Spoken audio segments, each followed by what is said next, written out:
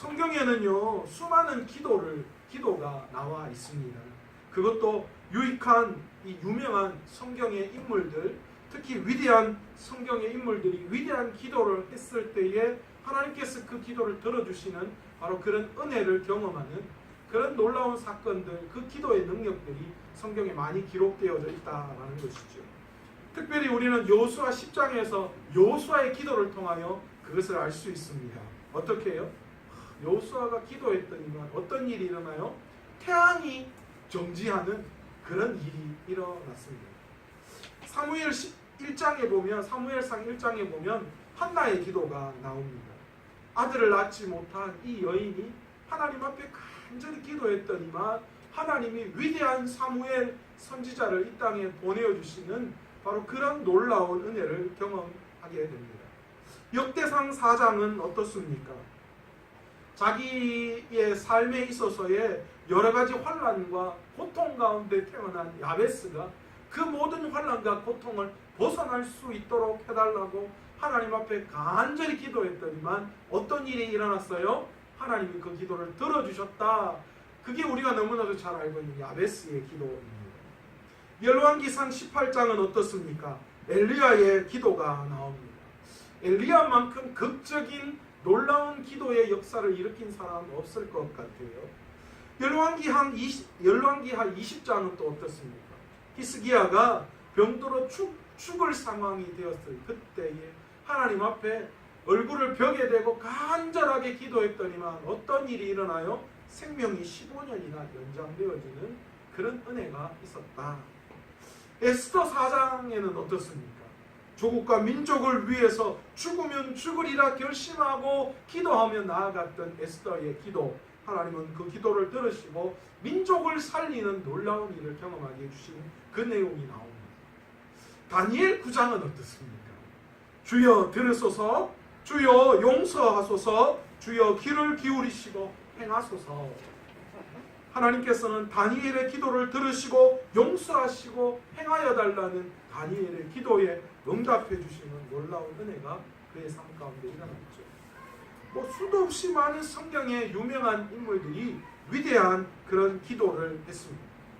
그런데 오늘 본문에 나오는 이 기도는요, 어쩌면 이런 위대한 위인들, 위대한 그런 기도의 사람들이 했던 기도에 비하면 초라하기 그지없는 기도입니다. 한 지혜자가 하나님 앞에서 자신의 마음을 토로하면서 초라한 것 같이 여겨진 그 기도지만 하나님은 그 기도를 높이 평가하고 계시다라는 것이죠. 오늘 그 내용이 바로 본문 잠언 30장에 소개되어지고 있는 아굴의 기도입니다. 이 아굴의 기도는 짧지만 굉장히 소박한 기도의 내용을 담고 있으면서도 의미심장하게 우리에게 다가옵니다. 그렇다면 이 아굴의 기도는 어떤 내용일까요? 아굴이 누구입니까? 성경에 분명하게 이 아굴을 우리에게 누구다라고 소개하고 있지 않습니다. 학자들의 이야기를 보면요, 이 아굴이 사실은 솔로몬 자신이다라고 이렇게 주장하는 학자들도 있습니다. 이 아굴과 야게라고 했던 이 이름을 풀이했을 때에 그렇게 자신의 솔로몬 자신이 아닌가, 이 야게는 바로 다윗, 아버지 다윗을 이야기하고 있지는 않는가라고 그렇게 해석하는 분들이 있습니다. 그런데 또 한 사람들은 솔로몬 시대에 솔로몬과 함께 궁정에서 함께 지혜를 나누며 나라를 이끌어갔던 그런 한 지혜자가 아닌가 이렇게 추측해 보기도 합니다. 사실 정확하게 누구인지 성경에 기록되어져 있고 나타나지 않기 때문에 누구인지는 알 수 없지만, 그러나 이 잠언에 기록되어질 만큼 어떤 지혜가 뛰어난 사람임에는 분명합니다. 사실 이 잠언이 솔로몬의 기록으로 다 되어진 건 아니고요. 뒤에 가면 잠언 뒤에 이 부록처럼 솔로몬 이외에 다른 사람들이 이 잠언을 기록한 것들이 포함되어져 나오는데, 아마 이 기도도, 이 아굴의 기도도 제 생각에는 이 솔로몬 이외에 다른 사람, 지혜자가 이 부록처럼 지혜로운 말이기 때문에 이 잠언 부록으로 포함되어져 있지 않는가 저는 그렇게 생각합니다. 이 아굴의 기도는 본문 1절에서 이디엘과 우갈에게 이르는 말씀이라고 이렇게 우리에게 소개하고 있습니다. 그러니까 미루어 짐작컨대 아마 이 아굴이 이디엘과 우갈이라고 하는 자신의 제자에게 지혜로운 인생을 살아가려면 어떤 인생을 살아가야 하는가 라는 것에 대한 이야기를 지금 하고 있는 것으로 우리는 볼 수 있습니다. 아굴은 이디엘과 우갈에게 일평생 자신이 어떤 기도를 드렸는가라는 것을 이야기하기 이전에 먼저 자신이 하나님에 대한 어떤 생각과 어떤 세계관을 가지고 있는가를 먼저 이들에게 나타내고 있다라는 거예요. 성급하게 기도로 시작하지 않고 하나님 앞에서 자신의 신앙, 자신의 믿음이 어떤가라는 것들을 이야기를 하는데요. 우리는 기도하기에 앞서서 우리도 마찬가지로 우리는 하나님 앞에서 사람들 앞에서 내가 어떤 존재인가를 깨닫는 것, 이것부터 우리의 기도가 시작되어져야 하지 않나 저는 그렇게 생각합니다. 여러분, 우리가 기도의 자세로 나아갈 때에 우리 스스로가 우리 본인이 어떤 사람인가를 깨닫지 않는다면 하나님이 원하시는 기도를 과연 드릴 수 있을까 저는 의문이 갑니다. 우리가 하나님 앞에 설 때에 우리는 늘 겸손한 마음으로 서야 합니다. 그 겸손한 마음으로 서기 위해서 우리에게 필요한 것이 있다면 저는 내가 하나님 앞과 세상 앞에서 어떤 존재인가를 깨닫는 것이에요. 마태복음 5장에 보시면 산상설교가 나옵니다. 거기에서 뭐라고 이야기합니까? 심령이 가난한 자는 복이 있나니 천국이 그들의 것이니요 라고 이야기합니다. 심령이 가난하다라는 말씀을 하고 있어요. 이 심령이 가난하다라는 말이 어떤 뜻으로 해석해야 할까요? 제가 최근에 읽었던 이 하정구 목사님의 산상설교라는 그 책에서 보니까 이 목사님이 이렇게 해석을 하더라고요. 하나님과 사람 앞에서 자기를 살펴볼 때에 아무것도 소유한 것이 없는 가난과 궁핍이 성도의 가장 중요한 특징이다, 이렇게 해석을 하더라고요. 그러니까 하나님과 사람 앞에서 자기는 아무런 능력, 아무런 소유가 없는 사람이다. 그렇게 자신을 철저하게 낮추는 사람이 심령이 가난한 자다라고 이렇게 해석을 합니다. 예수님께서는 성도들의 특징 중에 가장 소중한 것, 가장 중요한 것을 한 가지 꼽으라라고 이야기한다면 저는 두말할 것 없이 겸손이다, 이렇게 보고 있습니다. 그러니까 하나님이 가장 중요하게 여기는 덕목이 겸손인 거죠. 목회자에게도 겸손, 성도들에게도 겸손, 모든 것 앞에서 우리의 삶이 겸손해야 함을 드러내고 있는 겁니다. 왜 그렇습니까? 왜 겸손이 중요합니까? 사람이 겸손하지 않을 때 생기는 것이 어떤 겁니까? 결국은 교만이고, 그 교만은 결국 하나님의 자리에 나를 올려놓는 일을 내 삶 가운데 만들어내는 것이죠. 그래서 하나님은 교만한 자를 징계하시고 겸손한 자를 사용하신다라고 그렇게 말씀하고 계십니다. 그런데 여기에서 겸손은요, 우리가 오늘날 살아가면서 유교적 배경 속에 이야기하는 그런 겸손과는 좀 다른 겸손입니다. 유교적인 겸손은 어떻습니까? 나를 철저하게 낮출 때 다른 사람이 나를 높여줄 것이다 라는 그런 마음이 강하게 내포되어져 있죠. 그러니까 나를 낮추면 다른 사람이 나를 높여줄 것이다. 그러나 성경에서 말하는 겸손은 이런 게 아니에요. 내가 낮아질 때에 나를 높여줄 것이다 라는 그 높음에 있는 것이 아니라 내가 어떤 존재인지 성경 안에서 내가 어떤 사람인지를 철저하게 깨닫는 겸손을 이야기하는 거예요.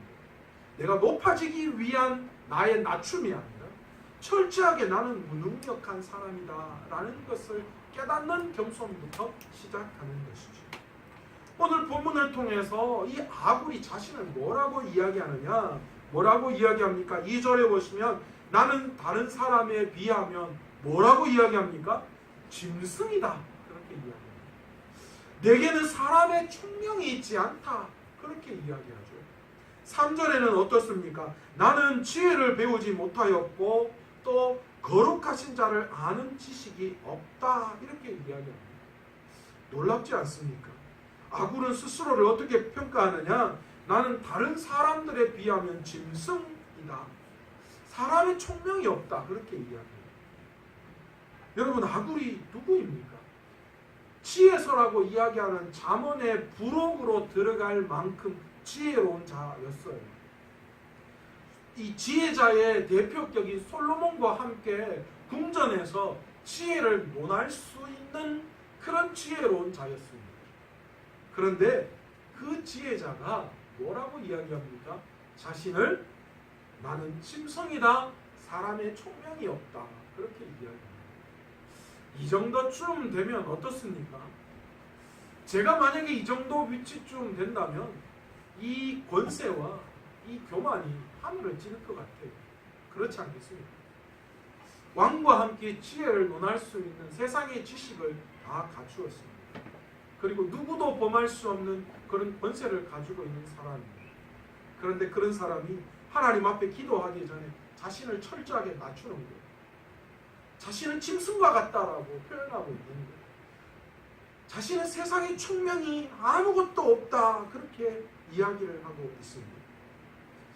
3절과 4절에는 더한 이야기를 하고 있습니다. 나는 지혜를 배우지 못하였고 또 거룩하신 자를 아는 지식이 없다. 그렇게 이야기합니다. 여러분, 지혜를 배우지 못했다. 지혜의 대표하는 사람이 지혜를 배우지 못했고, 그리고 또한 거룩하신 하나님을 아는 지식이 나에게는 없다. 그렇게 이야기합니다. 왜 이 사람이 그렇게 이야기할 수 있었을까? 우리가 생각했을 때 이 정도 위치라면 사실은 모든 것을 다 가지고 있는 사람인데, 그런데 왜 하나님 앞에서 자신은 지혜가 없는 사람이다, 지혜를 배우지 못했다, 거룩하신 그 하나님을 아는 지식이 없다, 어떻게 그렇게 이야기할 수 있었을까요? 하나님에 비하면 자신은 아무것도 아니다. 하나님이 알고 계시는 지혜, 하나님이 우리에게 베푸시는 그 놀라우심 속에 그것에 자신을 비교하면 자신은 아무것도 아니다라는 그런 뜻입니다. 그래서 4절부터 뭐라고 이야기합니까? 인간이 아직 알 수 없는 것에 대한 이야기를 하고 있는 거예요. 그러니까 하나님이 베풀어 주신 우리가 이해할 수 없는, 우리가 해석할 수 없는 놀라운 것 앞에서는 어떻다는 거예요? 자기는 하나님에 대해서 알지 못하는 것과 똑같다는 거예요. 아직도 하나님에 대해서 알 것이 너무 많고 내가 해석할 수 없는 위대하신 그 하나님 앞에서 나는 하나님을 안다라고 이야기할 수 없는 존재다. 내가 감히 세상의 지혜를 배웠다라고 말할 수 없다라는 것이죠. 그러면서 아굴은 하나님 앞에서 자신의 신앙관을 고백합니다. 본문 5절에 보시면 하나님의 말씀은 다 순전하며 하나님은 그를 의지하는 자의 방패신이라 그렇게 이야기합니다. 자신을 철저하게 짐승과 같고 지혜 없는 자고 하나님의 지혜 앞에서는 자신은 아무것도 아닌 것이다 라고 고백한 이 아굴이 자신의 신앙을 뭐라고 이야기하느냐? 하나님의 말씀은 다 순전하고 하나님 그를 의지하는 자는 하나님은 그를 의지하는 자의 방패다. 그렇게 이야기를 하는 거예요. 여기서 아굴이 말하는 하나님의 말씀은 순전하다라고 이야기하니 순전하다라는 뜻이 히브리 말로 체루파라고 하는 말인데요. 이 말은 순결한 것을 의미하는 거예요. 불순물이 전혀 섞이지 않은 것, 절대적인 무오함, 흠잡을 것이 없는 것, 그것을 이야기하는데 하나님의 모든 말씀은 감히 누구도 흠잡을 수 없는 말씀이고 그 어떤 것, 세상의 것과 섞이지 않은, 오염되지 않은 그 순수 자체다라는 것을 이야기하고 있습니다. 아굴은 모든 하나님의 말씀이 무오함을 나타내면서 이를 통해 자신은 완전하신 하나님의 모든 말씀 앞에 철저히 순종해야 함을 강조하고 있습니다. 또한 아굴은 자신의 신앙관을 고백하면서 5절 후반부에서 하나님은 그를 의지하는 자의 방패시다 그렇게 이야기합니다. 자신의 무지함을 알면서, 그래서 이 무지한 자가 자신의 무지함을 알고 하나님을 의지할 때에 하나님이 어떻게 해주신다고요? 하나님이 나의 방패가 되어주신다 그렇게 말씀하십니다. 보이는 세상을 의지하는 거, 그것은 참 쉬운 것 같아요. 우리도 다 그렇잖아요. 보이는 세상을 의지하는 것, 보이는 돈, 보이는 사람, 보이는 그 어떤 것을 의지하는 건 쉽지만 보이지 않는 하나님을 의지하는 것은 쉬운 일이 결코 아닙니다. 그래서 우리는 그리스도를 믿는다라고 하지만 그러나 어떤 것을 선택합니까? 보이지 않는 하나님을 의지하기보다 보이는 세상의 것들을 의지할 때가 참 많이 있다라는 것이죠. 그런데 세상에 보이는 것을 다 가진 아굴, 그는 그의 신앙을 이야기하면서 뭐라고 이야기합니까? 자신은 보이지 않는 하나님을 의지한다. 그래서 하나님이 나의 방패가 되어주신다 라는 것을 말씀하고 있다라는 겁니다. 이것이 우리가 기도하기 전에 먼저 하나님 앞에 나아가야 할 마음의 자세입니다. 우리는 하나님을 기뻐해야 합니다. 하나님을 기뻐하며 기도의 자리로 나아갈 때에 우리는 우리 스스로가 어떤 자인지를 깨달아야 해요. 당당하게 하나님 앞에 기도할 수 있습니다. 하나님의 자녀이기 때문에. 그러나 그 마음속 베이스 안에는, 기본 안에는 뭐가 깔려 있어야 하느냐? 내가 하나님 앞에 얼마나 부족하고 연약한 자임을 깨닫고 구하는 겸손이 그 위에, 그 밑에 깔려져 있어야 하는 거죠. 그리고 그 겸손 위에 나의 연약함, 나의 부족함, 그것 위에 예수 그리스도 앞에 기도하는 모습이 나왔을 때에 하나님께서 우리의 기도를 들으시고 응답해 주신다라는 거죠. 우리는 하나님께 나와서 기도하기 전에 하나님 앞에 부르짖기 전에 이런 마음, 이런 것의 소중함을 우리는 알아야 해요. 에서와 야곱이 팥죽 한 그릇 때문에 장자권을 내어 맡긴 이 에서의 이 장자권에 대해서 소홀하게 여겼던 것처럼 우리는 하나님 앞에 기도할 때에 우리의 마음의 중심이 어떠한가, 우리가 어떤 마음으로 하나님 앞에 드려야 하는가, 내가 과연 하나님 앞에 기도할 때에 혹시나 하나님을 소홀하게 여기는 그런 마음으로 나아가지는 않는가, 우리의 삶을 한번 점검해 보아야 합니다. 전적인 하나님에 대한 신뢰와 말씀의 능력을 알고 있었던 아굴은 인생의 많은 문제의 열쇠가 하나님에게 달려있다라는 것을 알았어요. 그래서 그 하나님에 대해서 하나님 앞에서의 자신의 모습이 어떠한지 소홀하지 않았다라는 것이죠. 그렇게 아굴은 이런 세계관을 바탕으로 다음과 같은 인생의 중요한 기도를 하나님 앞에 매일 올려드립니다. 오늘 뭐라고 성경은 7절에 이야기합니까? 내가 두 가지 일을 주님 앞에 구하였사오니 내가 죽기 전에 내게 거절하지 마시옵소서. 이런 마음을 가지고 하나님 앞에 죽기 전에 두 가지를 구했다라고 이야기하는데, 첫 번째 구한 것이 무엇인가? 헛된 것과 거짓말을 내게서 멀리하옵소서, 이렇게 기도하고 있습니다.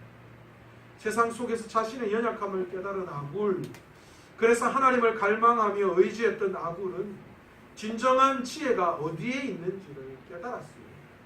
그래서 하나님 앞에 이렇게 기도한 거예요. 헛된 것과 거짓말을 내게서 멀리 하옵시며, 여기에서 헛된 것이라고 말하는 이것이 무엇입니까?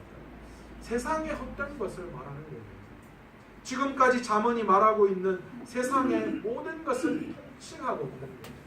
헛되고 헛되며 헛되고 모든 것이 헛되도다.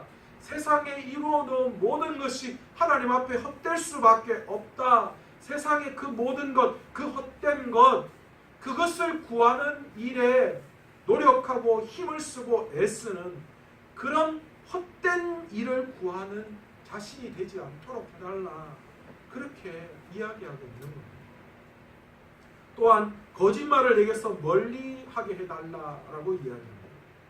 여기에서는 정직하지 못한 것, 물론 이렇게 단순하게 해석할 수도 있겠지만 다른 말로는 순전한 하나님의 말씀, 그 말씀 속에 다른 그 어떤 것이 첨가되지 않도록 해달라고 그렇게 기도합니다.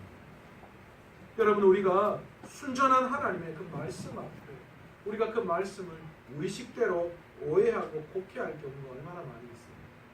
자기 식대로, 자기 생각대로, 자기 욕망대로, 자기 의지대로, 자기 가치관대로 그 성경을 해석하고 잘못되게, 그래서 순수한 하나님의 그 말씀에 잘못된 자신의 생각이 들어가서 첨가되어서 엉뚱한 결과를 초래할 경우가 얼마나 많이 있느냐라는 거죠. 때로는 그런 생각에, 그런 말씀으로 남들을 정죄하는 그런 우리의 모습을 볼 수 있습니다. 잘못된 자신의 욕망을 채우기 위해서 잘못되게 하나님 앞에 기도하는 우리의 기도의 모습을 볼 때도 많이 있습니다. 내가 주님 앞에 헌신을 다하며 충성을 다한다라고 하지만, 그러나 그런 모습 속에서 하나님의 그 말씀의 순수함은 없어지고 내 욕심, 내 욕망, 내 의와 내 노력 가운데에 우리의 신앙을 이끌어가고 있는 내 모습을 발견할 때가 많이 있다는 것입니다. 오늘 아굴은 자신에게 그렇게 이야기하는 거예요. 하나님, 내게 헛된 것, 세상의 것을 구하면서 시간과 물질, 그 모든 것들을 허비하지 않도록 해달라고 그렇게 하나님 앞에 구하면서, 하나님, 내가 거짓말하지 않는 정직한 하나님의 말씀 안에 그 모든 세상의 잡스러운 것, 내 개인적인 그 모든 생각, 욕망, 의지, 지혜, 이런 것들이 섞이지 않도록 해달라고 그렇게 하나님 앞에 나아오고 있습니다. 여러분, 지금 사단은 우리를 얼마나 속이고 있습니다. 이런 잘못된 것들, 이런 것들이 축복인 것처럼 우리를 속이고 있어요. 하나님 앞에 세상의 부귀와 영화를 누리기를 원하며 그것들을 구하는 기도가, 그것이 좋은 기도이고 어쩌면 그것들을 얻는 것이 하나님 앞에 축복받는 것인 것처럼 우리가 여길 때가 많이 있다는 것이죠. 그러나 그렇습니까? 그렇지 않습니까? 여러분, 세상이 주는 축복이 하나님이 주시는 축복과 똑같다라고 동일선상에서 바라볼 수 없습니다. 예수를 열심히 믿지만 그러나 세상의 부귀와 영화를 못 누릴 때도 있습니다. 어떤 분이 그러시더라고요. 목사님, 구약에서는 구약의 인물들을 보면 모두가 다 하나님 앞에 축복받고 은혜받고 그런 성령의 역사가 세상 속에서 부귀와 영화로 나타나지 않습니까? 아브람도 그렇고 이삭도 그렇고 야곱도 그렇고 모든 사람이 그랬잖아요. 부귀와 영화를 세상 가운데 누렸지 않습니까? 그러니까 예수 믿는 사람들은 이 땅에서 잘 사는 것이 바람직한 거 아닙니까? 하나님 앞에 부귀와 영화를 누리기를 원하는 것, 그것이 옳은 거 아닙니까? 그렇게 이야기를 하시는 분도 계십니다. 뭐 틀린 건 아니에요. 그러나 여러분, 오늘을 살아가는 우리들에게 세상의 축복이 하나님이 주시는 축복과 동일하다, 이렇게 볼 수는 없습니다. 과거 구약 시대에는 하나님이 주시는 축복, 그것이 보여지게 나타나는 것이 사실이었습니다. 부귀와 영화, 이 모든 것들, 그것들이 우리가 보여지는 것으로 나타났습니다. 하나님이 주시는 물질, 자녀, 존귀한 신분, 지위, 이런 것들이 그들이 이야기하는 하나님이 주신 축복이다 말할 수 있었습니다. 왜 그렇습니까? 왜 그렇습니까? 구약시대에는 성령이 몇몇 하나님이 정해놓은 사람에게만 드러났어요. 하나님의 임재가 몇몇 하나님이 선택한 자들에게만 드러난 거예요. 그리고 그렇기 때문에 하나님이 선택한 그들, 그 하나님의 선택이 어떤 건가를 하나님이 그들에게 가시적으로, 외형적으로 보여줄 수밖에 없었던 거죠. 하나님이 선택한 자들은 이런 축복을 받는다라는 것을 많은 사람들에게 보여주시기 위해서 특정한 사람들을 택한 하나님의 백성에게 하나님이 세상 가운데 축복도 주셨어요. 그런데 신약시대를 살아가는 우리들은 어떻습니까? 오순절 성령 강림 사건 이후에 예수 그리스도가 이 땅을 떠나시면서 우리에게 뭐라고 하셨습니까? 온 믿는 자들에게 성령이 함께 하시겠다라고 말씀하셨어요. 그래서 예수님이 내가 떠나는 것이 너희에게 유익이다, 말씀하셨어요. 왜요? 내가 떠나야 너희에게 성령이 임하기 때문이다. 그러니까 신약 시대를 살아가는 우리 모두는 이제 어떻습니까? 성령 충만이 모두에게 다 어떻습니까? 흘러 넘치고 있다라는 거죠. 그러니까 이제 그것을 특별하게 눈에 보이도록 증거하거나 보이거나 외형적으로 나타낼 이유가 없는 거예요. 왜요? 믿는 우리 모두에게 대해 성령 충만이 이미 임했기 때문이죠. 그걸 뭘 다시 보여주고 하실 게 아니라는 거예요. 그러니까 우리는 이제 이 신약 시대를 살아가는 우리들이기 때문에 보여지는 세상의 축복만을 가지고 하나님 축복이 임했다 안 임했다 이렇게 이야기할 것이 안 된다라는 것이죠. 때로는 하나님에게 힘들고 어려운 고난이 어쩌면 우리에게 축복일 수도 있습니다. 반대로 세상 가운데 당하는 힘들고 어려운 그것이 어쩌면 하나님 앞에 축복의 능력으로 다가올 수도 있고요. 반대로 세상 가운데 누리는 축복이 그것이 우리의 삶의 저주로 다가올 때도 있습니다. 우리는 그런 부분으로 이제는 하나님이 나와 함께 하시는 축복이다 이렇게 생각할 부분이 아니다라는 것이죠. 돈이 많은 것, 성공한 인생이 하나님의 축복의 상징으로만 드러나지는 않는 거예요. 힘들고 어려운 세상을 살아가는 우리들에게도 하나님의 성령이 여전히 함께 하시기 때문에 그것만으로 성령의 역사를 우리가 제한할 수는 없습니다. 오늘 이 시대는 신분의 높고 낮고 부와 가난과 재능의 특출함 이런 것들 가지고 우리의 영성이 어떻다라는 것들로 이야기할 수 없습니다. 무작정 이 땅에서 가난하고 핍박받고 엿들어 살면 그것이 영적인 복을 하나님이 허락해 주시는 길이다 이렇게만도 표현할 수 있는 것은 아니에요. 하나님이 어떤 방식으로 우리의 삶에 역사하실지 우리는 알 수가 없는 거예요. 하나님은 때로는 가난하게도 하나님은 때로는 부하게도 하시는 분이시기 때문이죠. 하나님께서는 우리의 삶의 실제적인 자리에서 받아 누리는 부요함 그거를 무시하시는 분도 아니십니다. 그러니까 우리가 진정으로 구해야 할 것이 이런 세상에 헛된 것이 아니어야 한다는 거예요. 우리가 구해야 할 것이 이런 세상의 것이 아니다라는 거예요.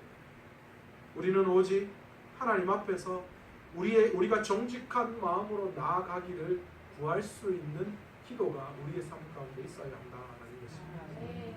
두 번째로 아굴이 구한 기도는 무엇냐? 더욱 소박한 기도입니다.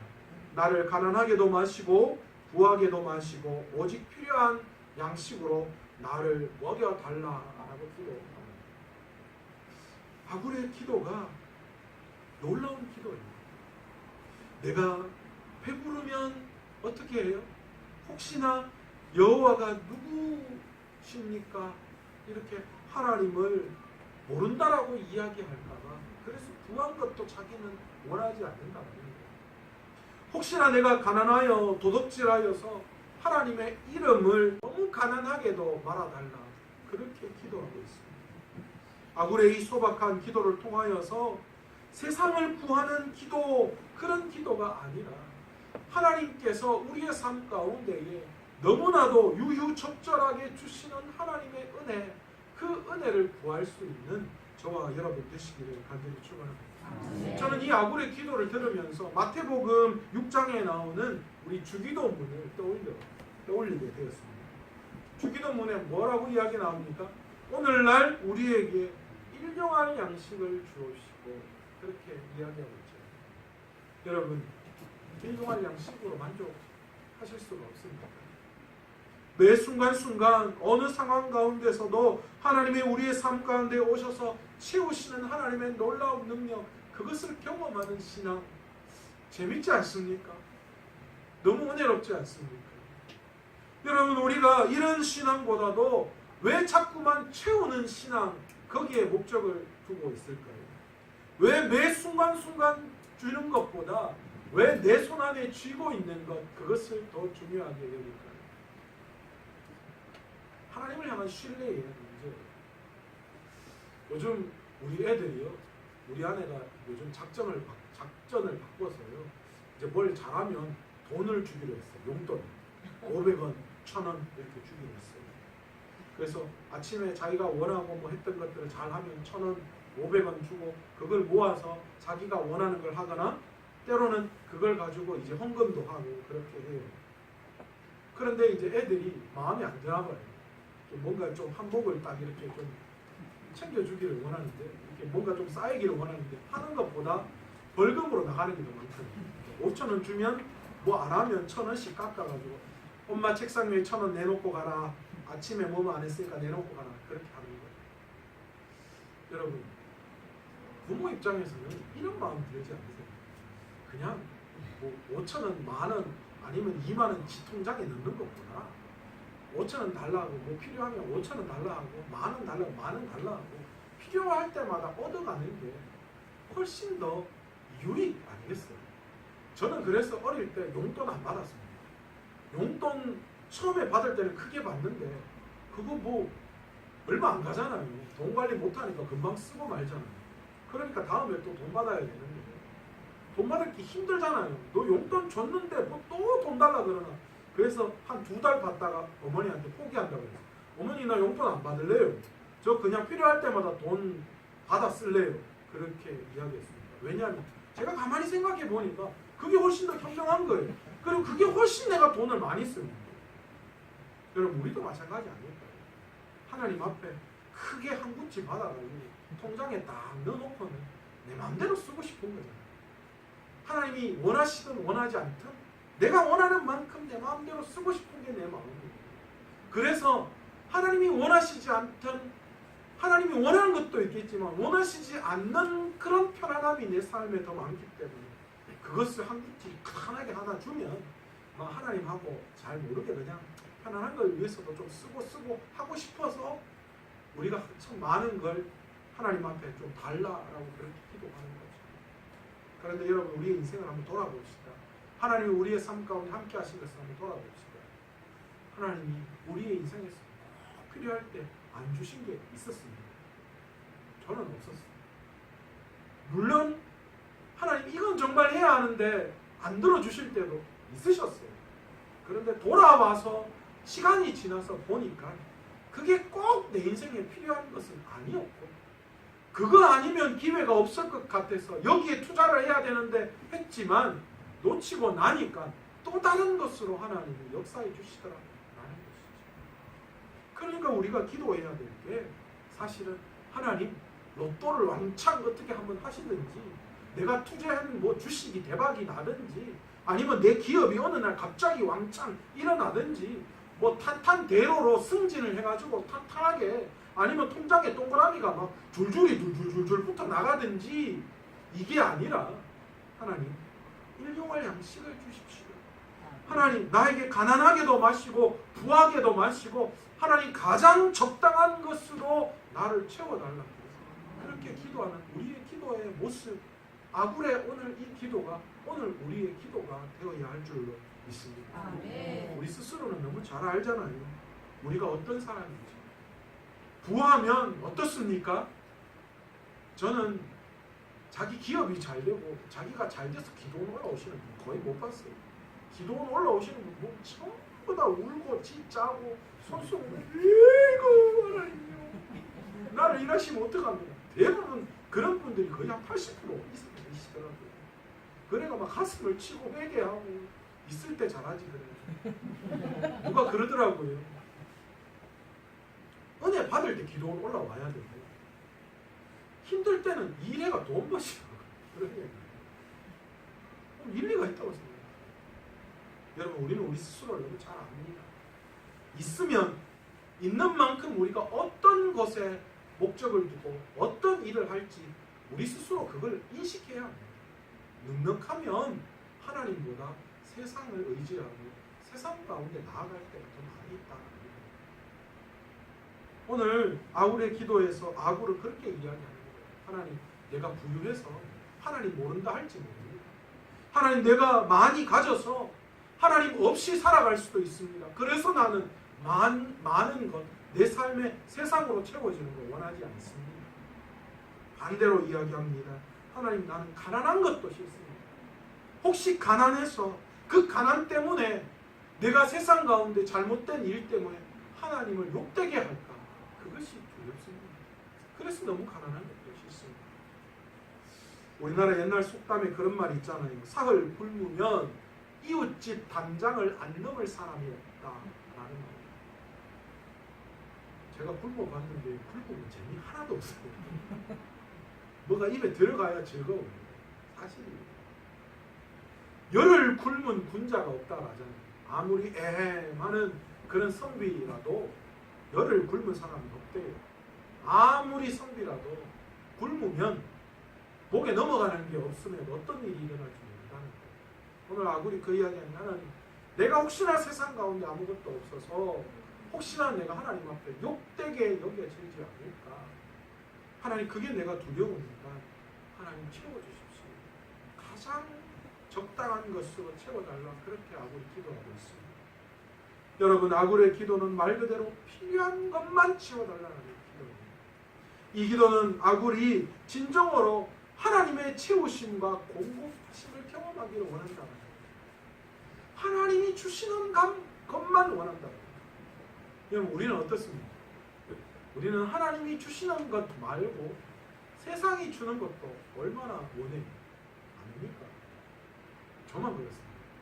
제가 한동안 힘들 때요, 재정적으로 힘들 때 참 나쁜 습관 하나가 생겼어요.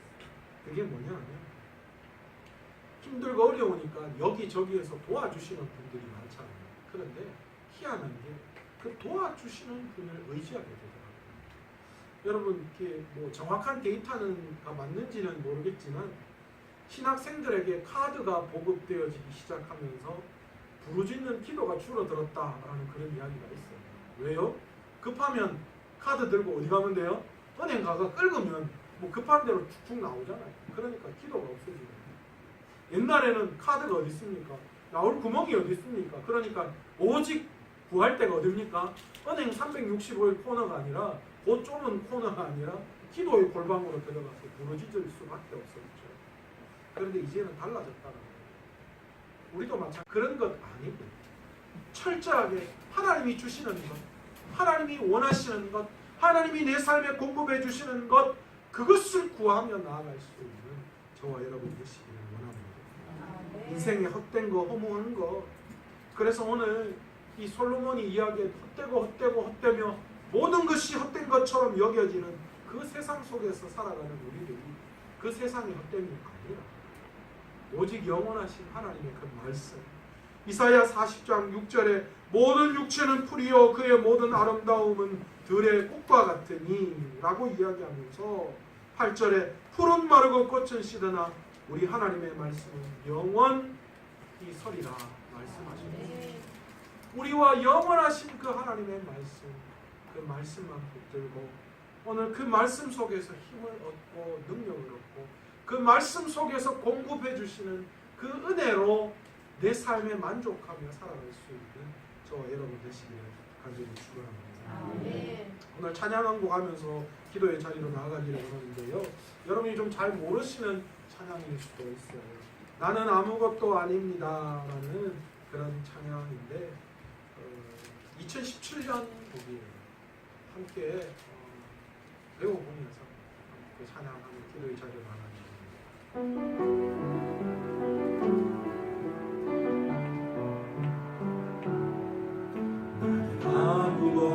아무것도 아닙니다.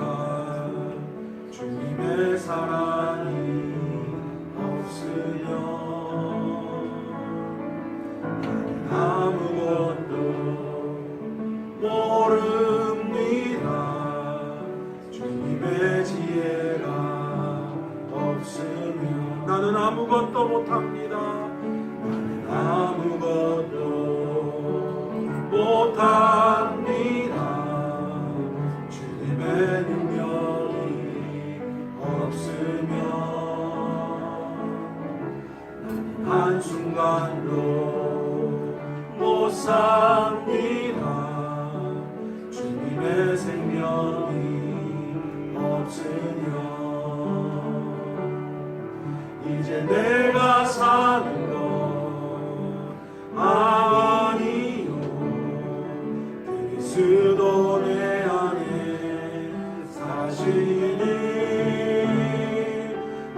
그의 생명이 나의 생명, 나의 모든 날들도 주의 것. 나는 오직